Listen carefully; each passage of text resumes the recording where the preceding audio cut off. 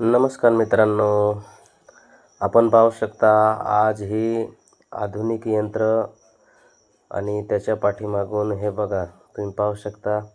आपण पूर्वीच्या काळात नांगर वगैरे चालवत होतो आणि नांगर सोडून ठेवला की हा अळवट आपण त्या बैलाच्या जे मध्ये लाकूड असतं त्याला जुवाडी असे म्हणतात, तर त्याला आपण हा नांगर आपले अळवट बांधत होतो मित्रांनो.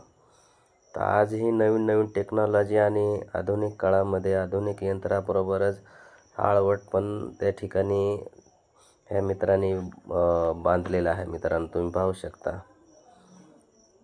तर मी पण ह्या ठिकाणी सहज ह्या मित्राला भेटायला आलो होतो आणि त्या ठिकाणी मला हे जरा नवल वाटलं की आपण ज्यावेळेस नांगरतो, गाळ तयार करतो म्हणजे भात लावण्यासाठी किंवा नागली लावण्यासाठी, तर त्या ठिकाणी आपण अळवट हा आपण देतच असतो मित्रांनो. तर अळवट देण्याचं कारण काय की ज्या ठिकाणी समजा पाणी पोचत नाही किंवा एखादा खड्डा पडला आहे, तर त्या ठिकाणी हा अळवटच्या साहाय्याने हा सगळा गाळ त्या ठिकाणी नेऊन आणि ती जमीन आहे ती लेवलमध्ये म्हणजे सपाट करायची. तर अशा प्रकारे ह्या मित्राने जबरदस्त असा जुगाड बनवलेला आहे आणि त्याच्यावर तो उभा राहून आणि गाळ इकडच्या तिकडं घेत असतो.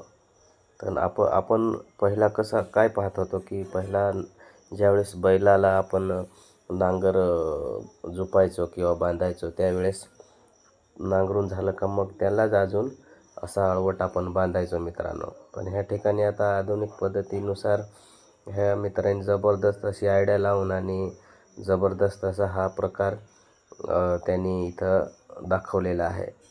तर तुम्हाला हा प्रकार आवडला असेल तर मित्रांनो नक्की कमेंट करा आणि जर आवडला असेल व्हिडिओ तर मग व्हिडिओ पण शेअर करा.